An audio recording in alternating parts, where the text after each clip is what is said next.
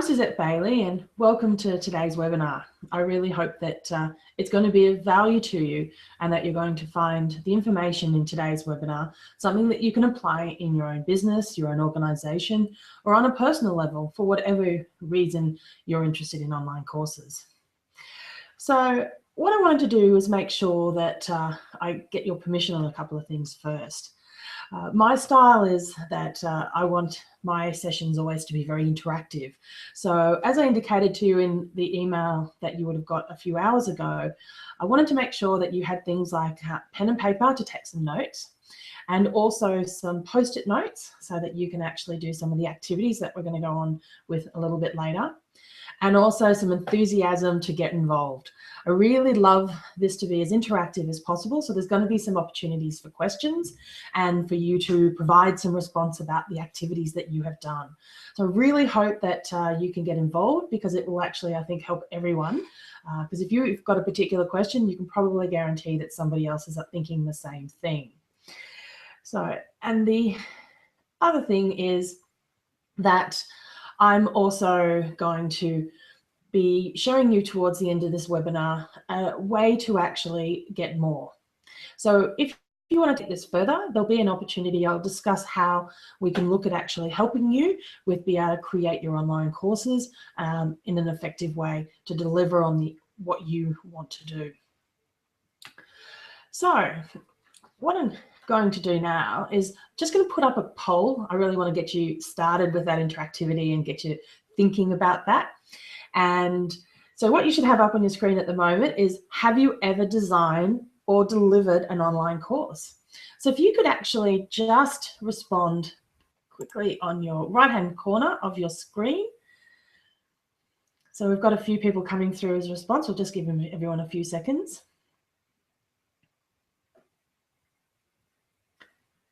Fantastic. Okay, well, it looks like we have a winner. Yes, I have done both. So that's great. So everyone has some experience with the, sorry, excuse me, with online courses. Now, I'm going to put up a second one. The second poll is, have you ever actually done an online course as a student yourself? So if you can just answer, again, the poll should be on the right-hand side of the screen.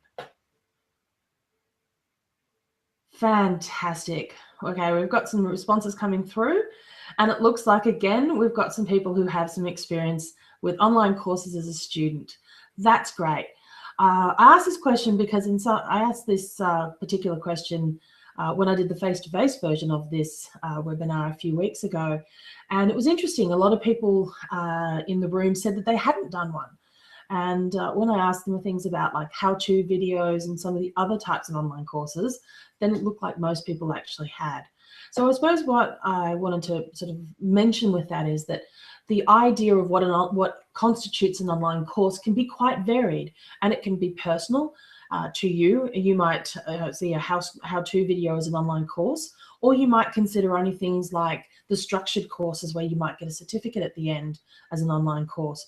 But the industry as a whole sees it much broader now. And as such, the opportunities for online courses and how to deliver them and how to actually get involved with them is quite diverse these days. So what I'm going to do now is just talk to you a little bit about face-to-face versus online. Which is better? Generally, the sort of most people, when you talk about online courses versus face-to-face, you get this response, oh, face-to-face is much better. I find I'd love to deliver face-to-face courses. I really couldn't think about going online because it's not the same. Don't get the same kind of response as I do on an online in a face-to-face environment. Well, I'd like to challenge you on that. Just recently read an article by Barbara Oakley, who's a lecturer at the University of Oakland in Michigan in the US. She actually runs a course in conjunction with a colleague of hers who's a neuroscientist around learning to learn, or learning how to learn is actually the name of her course. And she does this through a massive online open course, which is otherwise known as a MOOC. Some of you may have heard of a MOOC before, but what it is it's run by a lot of universities around the world where you can actually get free or low-cost education university level qualification, university level education without the qualification. So it's giving the education to a number of people who normally wouldn't have access to that. Well, what Barbara actually said in her article, and it really did actually drive home for me some of the things around why we should do online courses versus face-to-face, is that she actually thinks that it's online is better than face-to-face. And I tend to agree with her. One of the things that you can do with online that you can't do with face-to-face is you can actually take and do activities, or you can, for instance, if you're actually explaining around the human heart, as a lecturer or somebody trying to actually do that in a face-to-face environment, you can't go and actually really get up close with the human heart and walk around it, but you can as an online course and through a video and things like that, because you can use with the technology like green screen, you can actually have the heart around you in the video and walk through it and explain different aspects of it. Not all of you are going to be actually talking about human hearts, so bringing it back to something else. Like for instance, if you're learning to the guitar, if you're doing that in a group, people are always going to be further away from you being able to teach, whereas you can actually go right up to the instrument and actually be able to focus on where the hands are in a particular composition, for instance. So there's a number of different other things as we go through. I'll drop in a few other reasons why I think online courses, but I think it's getting to a point now where online courses are actually going to surpass face-to-face training as quality education. And one of the other big areas of this, and as I'll touch on again over the course of this webinar, is this ability to stop, restart, and actually redo the actual training. In a face-to-face environment, you essentially get one go at it. The student gets to go in. If they're having problems, you might replay the activity, but the rest, either you have the rest of the room actually waiting for that one student to catch up, or you end up losing and leaving one or two students behind while the rest of to keep up with the pace of the actual course to maintain the schedule. And this can be quite confronting for students, and it can be really counterintuitive to actually their learning experience. Now, the other aspect of this with learning is actually mixing it up. In a face-to-face environment, that's quite easy to do, and you need to get quite creative, creative in the online environment, but you absolutely can. So what that brings me to leads me into the next discussion, topic, which is myths around online learning. Some of the myths around online learning are that online courses are less interactive than face-to-face. In a face-to-face environment, I can do my activity and the group will actually discuss this, and it's great having everyone in the same room because they can talk and that sort of thing, and we can do activities where they can really hands-on and things like that.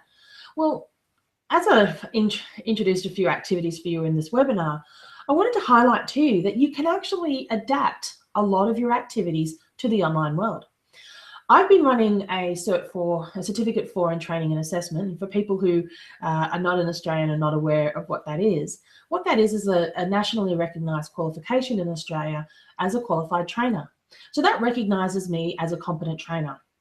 And I've actually been delivering that online to other trainers. So through that, there's a requirement to actually to watch or have the students actually deliver training to 3 to 4 people. So part of that process is that they actually have to show and demonstrate their training skills. And a lot of times people think that that's not possible in this type of environment. How can I show that I'm a trainer if we're doing it remotely and I'm independent? Well, we do things like videoing. The students will video themselves. They could use technology like I'm using today and actually deliver it. So there's a lot of your activities that you've been doing in your face-to-face training can be adapted to the online world. And in the course, in my course that I've developed, I go through a lot of the actual ways to adapt training from a face-to-face activity into an online activity that can still be worthwhile, meet the learning objectives, and in some cases exceed the face-to-face activity. Now, the next myth is that it's harder to collaborate. Well, I think that's also definitely a myth in that you can collaborate online. We have the advent of things like Facebook and LinkedIn, and we chat, other types of things. I mean, there's so many different kinds of social media options and things like that. We collaborate online every single day. As an online course, what you can do, excuse me, is actually introduce a lot of that type of collaboration into your course. So one of the things that we do a lot of, for instance, is actually setting up a closed or secret Facebook group for our course members so that they can get in and interact and actually ask each other questions. We can absolutely be involved in that, but they can also collaborate. Our students then can collaborate between each other and actually help each other, ask questions, and increase their learning through being able to help each other. So it really does mimic the being able to help each other within a classroom or face-to-face environment. There are other kinds of technologies. If people, you can use things like having question and answer Google Hangouts. We're currently in a software called Webinar Jam at the moment, which utilizes Google Hangouts, which is free. Google Hangouts you could set up with a Google account, and actually all of you get in and collaborate in real time with video and audio and have a discussion like a real tutorial. So these are all things that you can introduce into your own online course to increase the collaboration between your students. Another myth is, I can't get my students to do activities online. As I mentioned before, there's ways of doing that. So a lot of activities can be adapted to the online environment. I talked about being able to video people who are delivering training, so being able to meet assessment requirements. And as you'll see in this webinar, there's a few activities that I'm going to lead you through in this webinar that you would be led through in exactly the same way if this was actually face-to-face. So it does need a little bit of thinking, and it does need a little bit of adaptation in a lot of cases, but it is absolutely ways of the majority of the activities that you would do in a face-to-face course could be adapted to the online environment. So what are some of the benefits of online learning? Well, straight up, it is a large economy. It's over $150 billion already worldwide. That is a significant sum. And in Australia alone, it's over 6 billion and increasing by almost 15% annually. That is a large area, a large economy in its own right. And even if you aren't getting into paid courses or looking at actually deriving revenue from an online course, this is an economy that you can't actually ignore. Because as well as for larger organizations and medium-sized organizations, if you're looking at online courses for productivity savings and things like that, you actually can derive real benefit from being able to implement online learning. And as a sector, this is here to stay. It's economically viable, as well as actually delivering on real benefits to both students and organization and trainers alike. So some of those benefits are things like companies that offer e-learning have 26% more revenue per employee on average. That's a significant amount of money if you're an organization that's actually trying to derive revenue from utilizing e-learning. Things like instructor time can be decreased by up to 60%. So if you're a trainer currently, there's a huge amount of time required to actually deliver face-to-face on you as an instructor. I love delivering face-to-face, don't get me wrong, but really it takes a lot out of me. If I have to do 3 or 4 in a week, I'm very tired by the end of the week. If I can actually deliver that in an online environment, record it, and people be able to replay it, or if I put some information together and actually provide it in an online environment, the actual time, face-to-face time, even in a virtual sense, is much less than in a face-to-face situation. So instead of doing the same course over and over and over again, I can leverage the power of reuse of the content that I've developed in the form of videos, resources, courses, quizzes, and things like that, which in the face-to-face world has to be completely delivered by you. So it's very labor intensive. Now, another benefit is that for the students, there can be up to 60% increase in the information retained around what they learn in an online course. So one of the reasons for this is what I mentioned before. It's being able to replay that particular or redo the content and the course at their pace. So instead of being stuck at the pace of the group, either everyone being slowed down and people twiddling their thumbs, or conversely having people who are just not keeping up, people can actually conduct their course at a time, a place, and at a pace that actually suits them. So this means that people are more likely to A, engage with the information in the first place, which increases learning, but B, if they're having problems with it and struggling, they can actually go back and rework that information and redo it until such time as they can actually get that information. Or they may engage with the instructor and trainer to actually ask for additional help around that particular topic.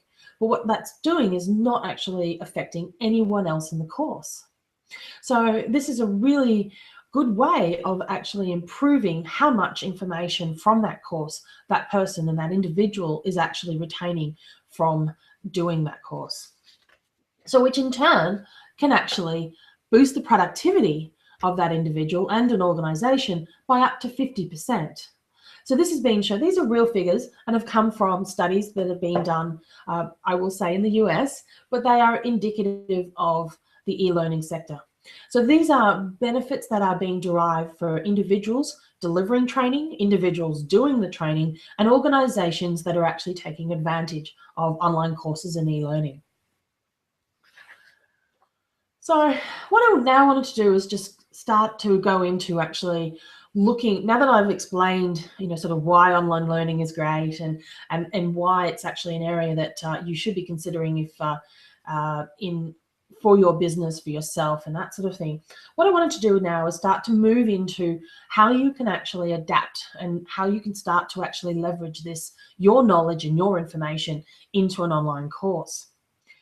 So one of the things that I have found with online learning, a lot of you, I'm sure, and a lot of you had said that you actually have done an online course, have probably done one that you probably went, not so good. It wasn't actually, didn't deliver. It was really badly done. Why did I even bother? Yet there's other ones that are fantastic and they really deliver. So what's the difference? What actually makes a good online course versus a bad online course? And how can you make sure that you only ever deliver effective online courses? Well, part of it is actually in the planning. Like with everything, if you don't plan effectively, you don't actually get a very good product at the other end. So part of that planning is actually looking at how you actually structure the process around the development of your course. So instead of starting with the content and the technology, which is actually quite a distance down the actual process, what you should start with is the topic and your ideal student. So the topic will be your overall topic. Have an idea about what you're going to do, and that will give you the framework about what you're actually going to talk about within your course, either through video or through other types of mediums. But don't spend too much time on the topic at this stage. You need to actually do some things first and some other thinking before you actually move into that further. So the next thing is the ideal student. This is critical. If you don't know who your ideal student is, then you can't make your course effectively, or you're very unlikely to, at least.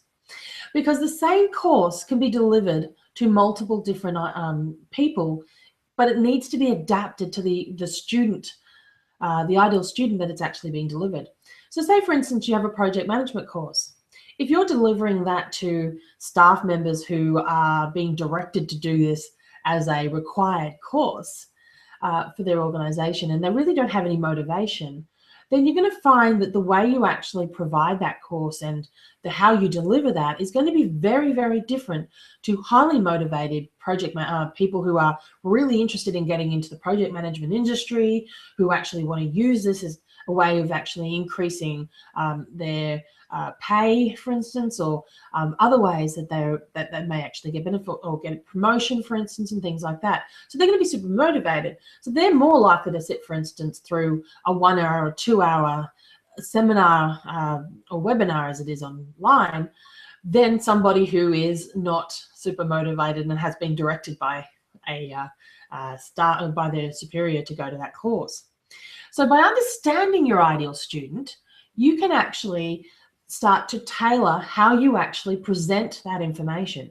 It's the same information, but can be presented in different ways. So this also goes back to what I was saying before, which is what part of the advantage to you as an individual trainer is that you can actually start to now repurpose your content for different target groups, otherwise known as ideal students in this area, be able to reuse that information with minimal or little actual assistance on your part. So we're going to go through a little bit around ideal students shortly. Now, the next thing is actually structuring your course. You need to actually have an overview and a basic structure for your actual course before you dive into the content. So this is where I talk to you about in regards to the topic. It's actually, you will then expand on the topic and develop the actual overall structure. At this point, and we're going to do an activity around structure shortly, so we'll understand that a little bit better shortly. But one of the things with structure is, this is where you start to work out if you have one course, several courses, if you need to chunk down your information into smaller chunks because you actually have so much information in the original topic that you wanted to talk about that you just can't complete it in a single course. Or you might find that you actually need to expand it and you actually need to provide more information to be able to address the topic that you actually selected in the first place. Moving through to content. This is where you start to actually build the content, and you don't do it in a linear way. Do it in a way that actually that makes sense for you as you're creating it. By putting it out, by having the structure all laid out, you're able to then start at the end and work backwards, start in the middle and work out, whatever actually feels right for you at the time. So there's a number of things with content. It's also working out how you're going to deliver that content. It could be through something like a webinar, like we're doing today, or it might be that you actually provide resources that they're online and they work through, that they actually do at a self-paced level. You can intersperse it with other videos, or you can have quizzes to actually test knowledge. That Barbara Oakley lecturer that I mentioned before, who's doing that MOOC, I've actually signed up for that MOOC. And the very, very first video that you do, after 5 minutes, you actually get a quiz, come up and test your knowledge about the information that was in that video. So even though this is a free course, they're still validating that information and validating the knowledge of the person. So going through and planning out your content works out what do you actually want to achieve with the content that you provide through your course, which then leads to the technology. So you finally got to technology. You haven't considered it at any point up here. Technology comes after that process, not before. So don't think, oh, I'm going to do a webinar. Now what am I going to do? Let me think. Start planning out what you want to do and then consider the technology, because you should match the technology to the content, the structure, and very, very much the ideal student. The ideal student and the characteristics of the ideal student are critical in understanding how the technology that you're going to select and how effective that's going to be for your students.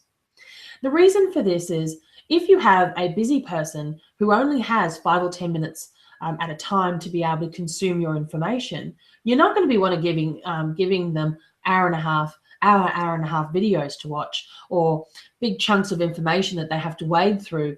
They're going to want it chunked down in very small bite-sized chunks where they can go in and actually view the information, understand it, replay it, redo it, interact with it, and then get out. They don't want to be in there for a length of time. So the technology that you select for something like that might be quite radically different to something where you actually provide it in much more of a seminar style, as per se, for instance, today's webinar. Then we move into things like promotion. And this doesn't just rely on the commercial sector. If you're an organization, you still have to promote the course within that organization as well.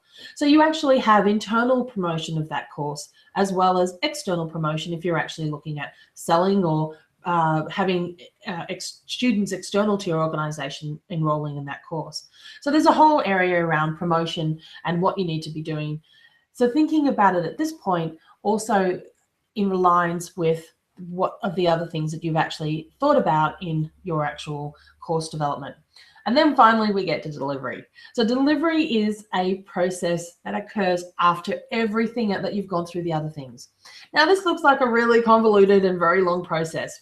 And look, the first couple, I'm not going to lie, the first couple of times you do it, it probably will be. It may take you a while. But you know what? Once you start getting used to this, you're going to find that overall, it's going to become very fast to do this. And as you build up your content and you build up your structure, a lot of this planning is going to apply to a lot of the courses that you do. And in fact, you might find that this part here, that you actually have planned out multiple courses, even though you originally started with only planning with one. So over time, this process will become very fast for you as you get more comfortable with it and you get more comfortable with your particular style of how you're going to deliver your online course.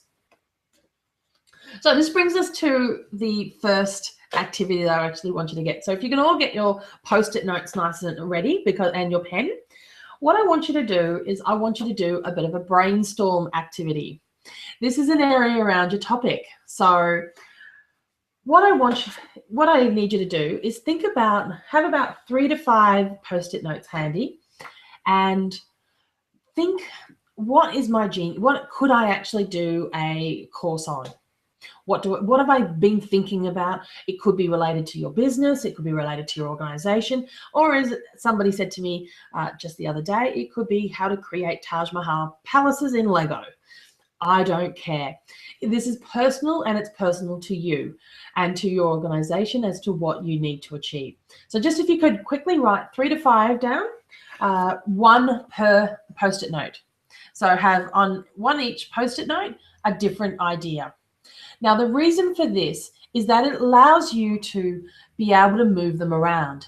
There's a really deliberate reason why I haven't put this in a linear way and I've just put them all over the page, is because this allows you to actually move them around and thinking. You shouldn't actually be trying to evaluate your ideas and your topics as you write them down. Think about, just think. Just start getting them out. Get it out of your head and actually be able to work through the ideas after you've done the brainstorm. So I'm just going to give you a few 15 seconds or so to just continue to finish those last ones, and then we'll keep going.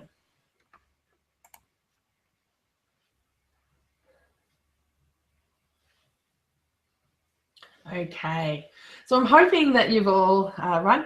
Is there anyone who is game enough to actually put in some of their ideas that they were thinking about with their course into the chat? I'd love to see some of the ideas that are coming out of the course, out of your heads as potential courses that you could develop.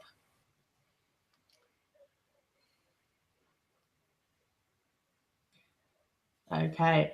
Looks like maybe everyone's a little bit shy. That's perfectly fine. Happy for you to keep that your content, your course topics yourself. If you have any questions about that, though, feel free to put it into the chat box, and I'm happy to answer any questions around that activity. So what that brings us to then is talking about the ideal student.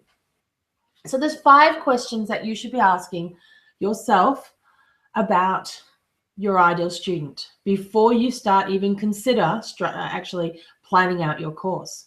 So what are those 5 questions? Well, the number 1 question is, who are they? What are the demographics? So do you know who they are? Where do they live? What do they do? What are some of the things that you know about them? How old are they? Are they female? Are they male? Are they both? What's the people that you're trying to target with that particular course? Now, you may have more than one ideal student. So different courses will have different ideal students and different purposes for the course will also have different students. So it's perfectly valid to do this exercise for a number of different ideal students. But what I would love you to do is get to know your ideal student. So my ideal student her name is Sarah. She's 42 and she runs her own business and has been a trainer for over 10 years.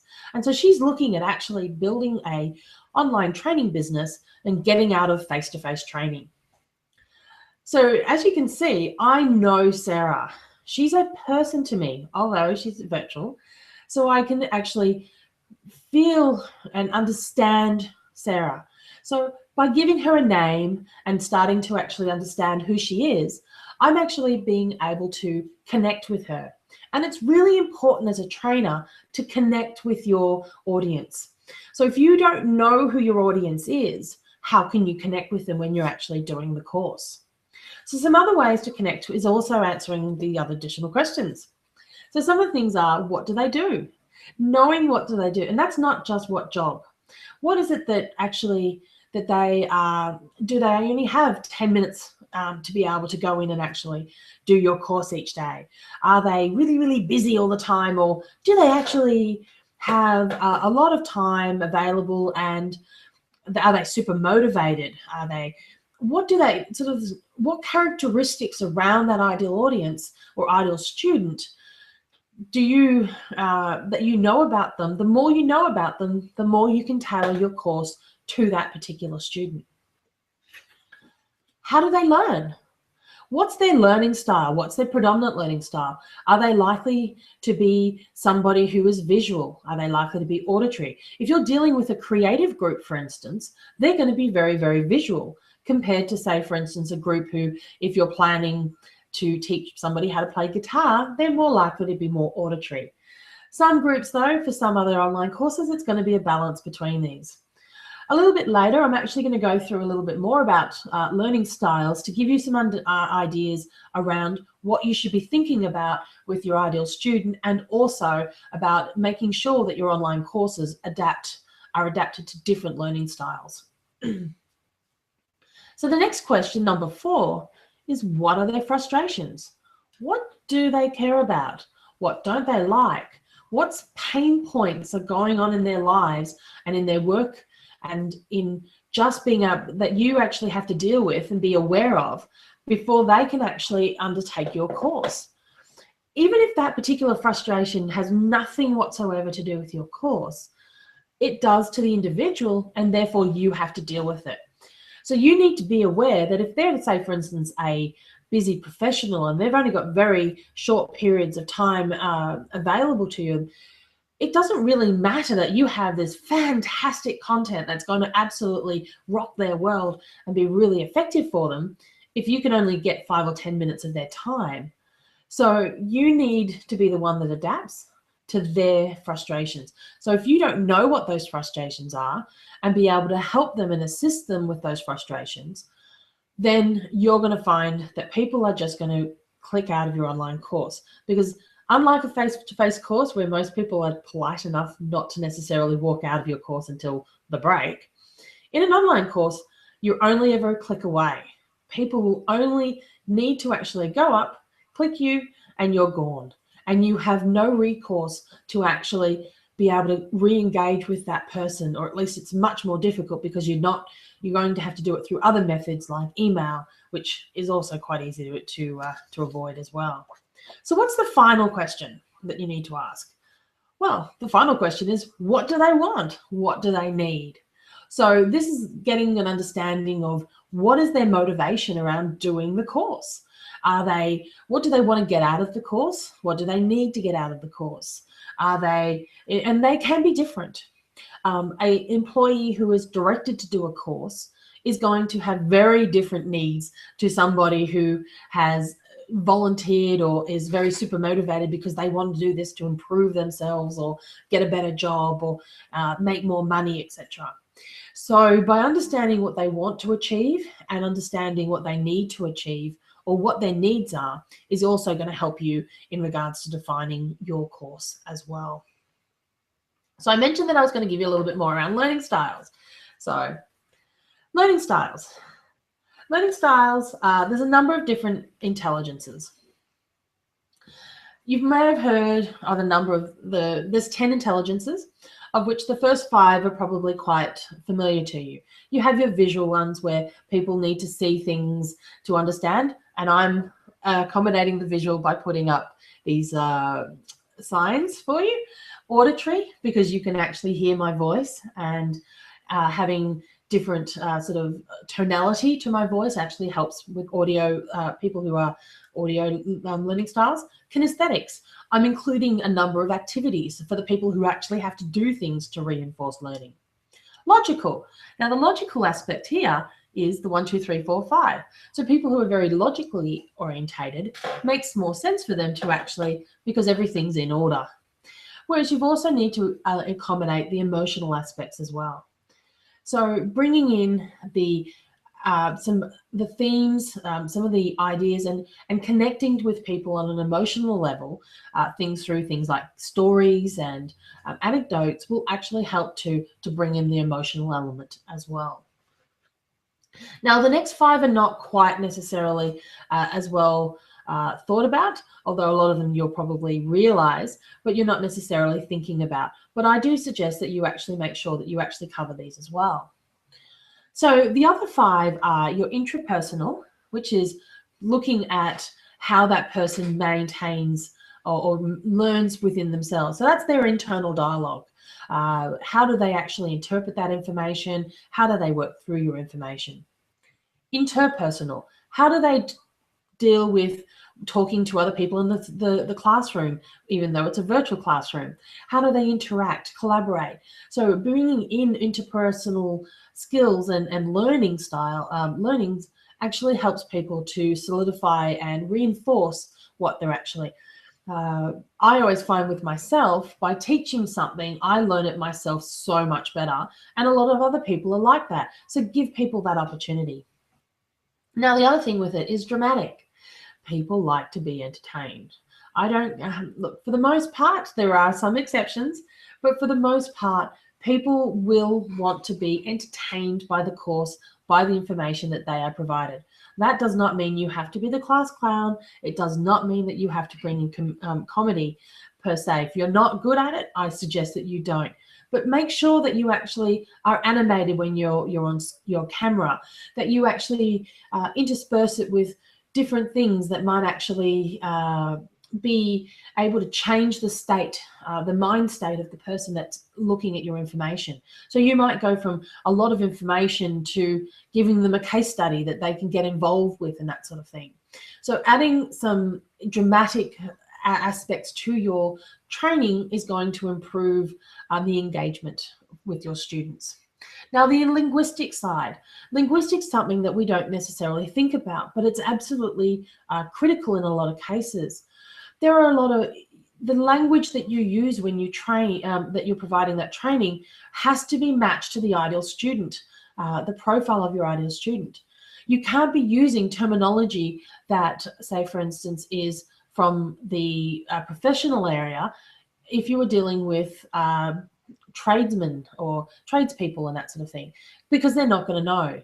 If you're talking medical terminology to a business person, they may not necessarily understand you. And conversely, the language of these other these groups are not going to be appropriate for professions such as a doctor and that sort of thing as well. So understanding linguistics and how people learn and adapting it to your ideal student is quite an important aspect. Now, number 10, Naturalist.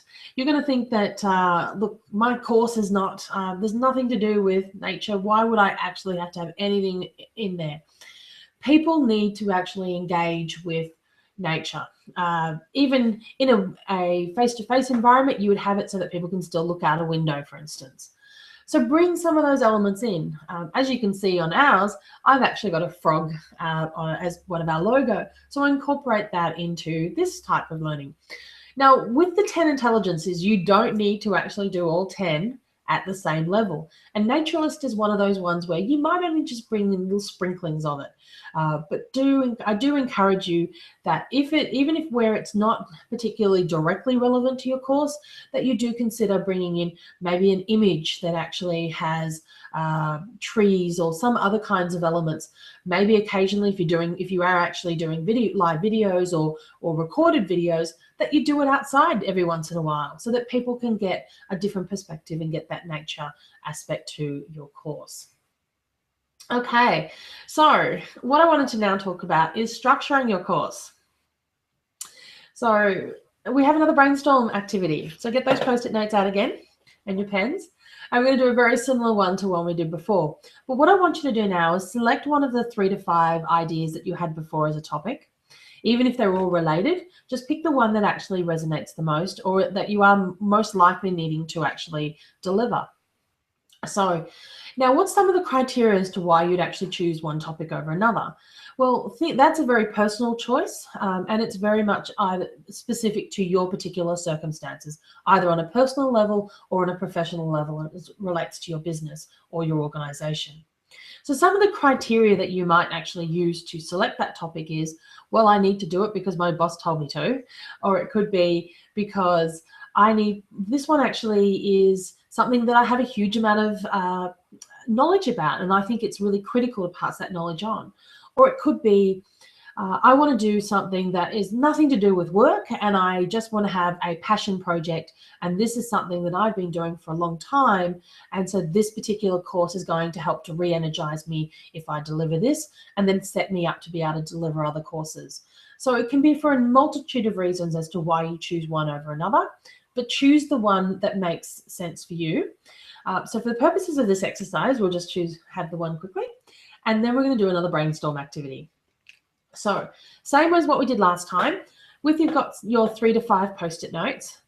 On that one topic that you've selected, write down the first 3 to 5 things that come out of your head related to that topic. I don't want you thinking about if it's a right or wrong. Just let it come and flow. So I'm just going to give you a few minutes to do that. Sorry, a few seconds to do that first. Okay. So I know some of you are probably still writing, but what I'm going to do is just continue. So feel free to actually write them as we're going through with this.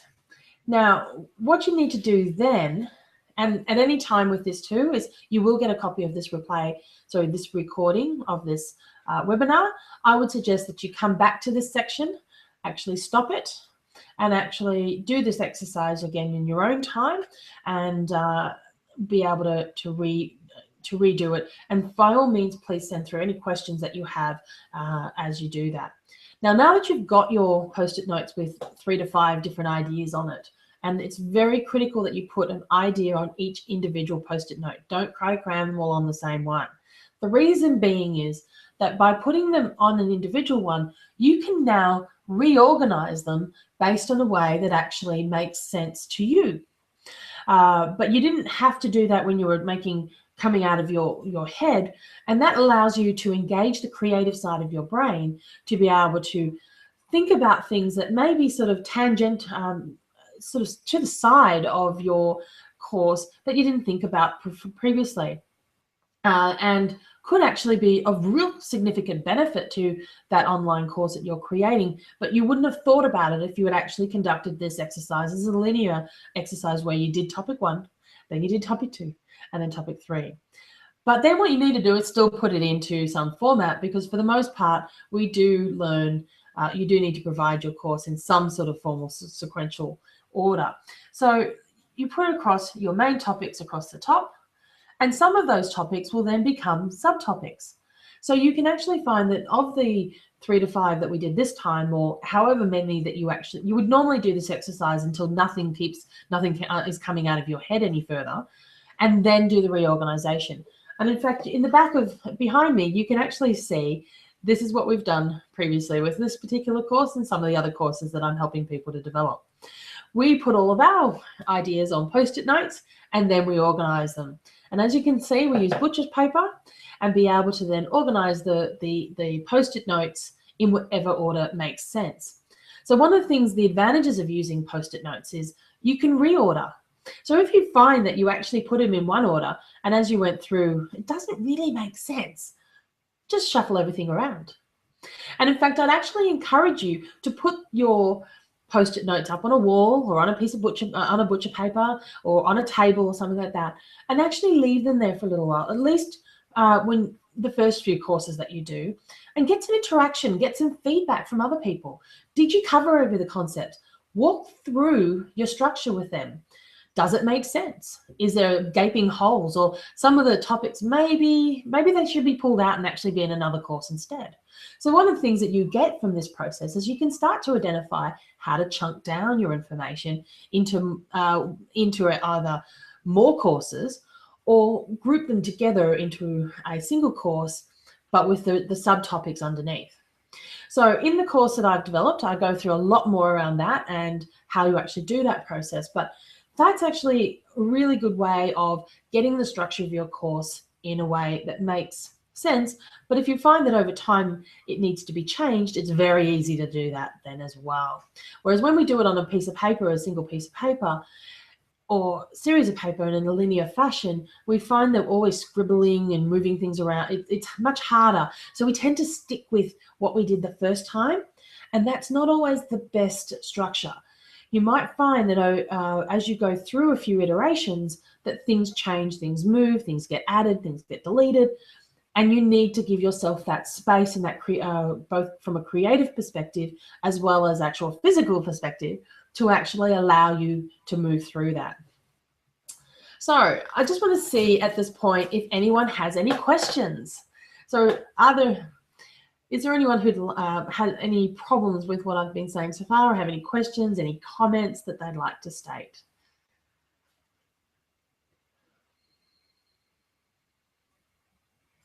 Okay, looks like we don't have any questions, so that's not a problem. What we'll do is move on.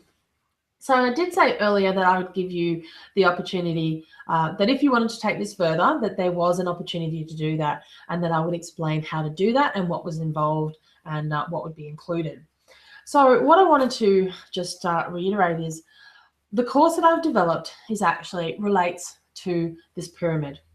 We've talked about today topic, ideal student, and structure, and a little bit on the others, but for the most part, I couldn't cram it all into one webinar. It's not of any use to you. And so what I've done is given you the first part so that you can actually get started and actually looking at your own online course.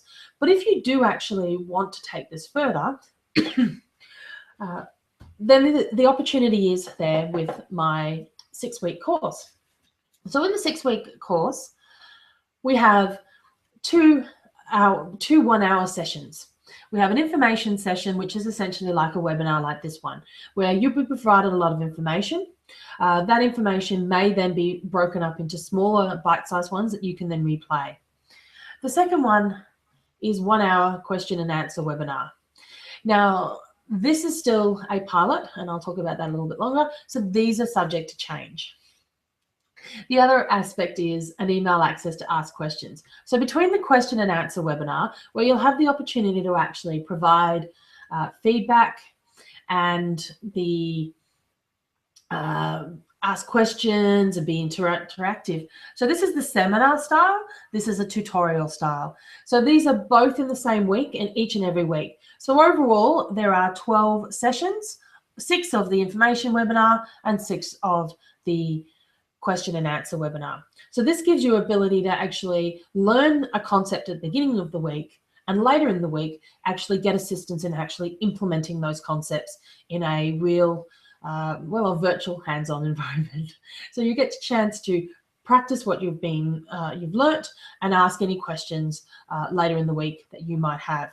But if you find that you have a burning question outside of that time, you'll also then be able to email us and I'll provide responses around access. And you'll also have access to collaboration within the group, the student group as well. Now, the other aspect is an opportunity to upgrade the qualification. I'm in the process of actually aligning this with a nationally recognised qualification in Australia called the Graduate Certificate in Digital Education. So there's 5 units in that certificate, and this course goes a long way to actually aligning with that. That is a process that's going to take a little while. So anyone who does the course prior to that process being completed will have the opportunity to do an upgrade to obtain the certification in the new year.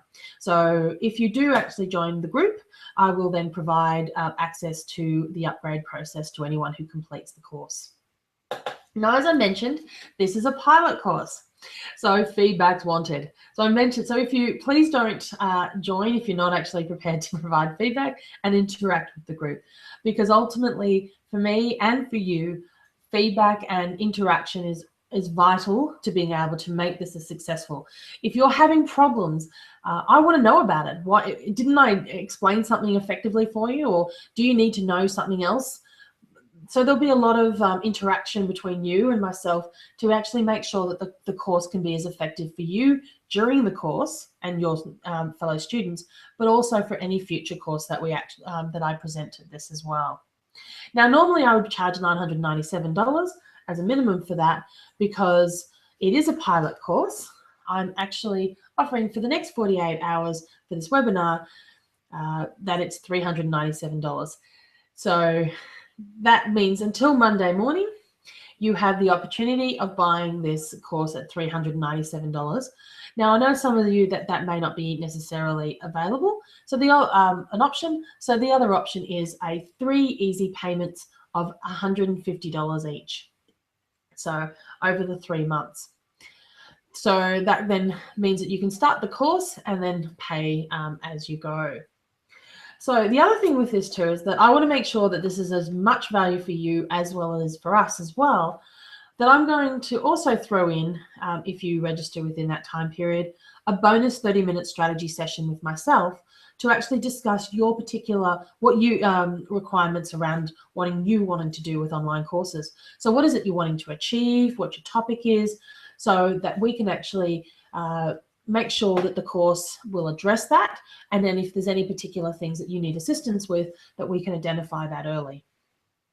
So just going to, before we wrap up, are there any questions around this or any other part of the webinar?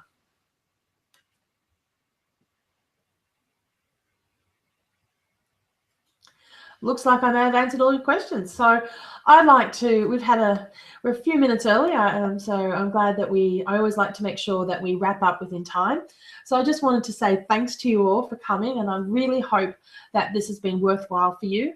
I'm really enjoying getting the opportunity to actually be able to pass on this knowledge that I have, and I really do hope that you have the opportunity to pass on your genius and your knowledge to other people as well, because it can be quite a rewarding experience as well, both financially as well as spiritually, and just feeling good about it. So really would love any feedback, any questions. If you have any comments, please send them to my email address, which is suzette.bailey@frogsense.com. That'll be added into the chat box for you in a minute so that you can grab that. But I'll just repeat that again. It's Suzette, SUZETTE .Bailey, BAILEY @frogsense.com. So if there aren't any questions, I'm going to say thank you very much for attending, and I hope and have a great day.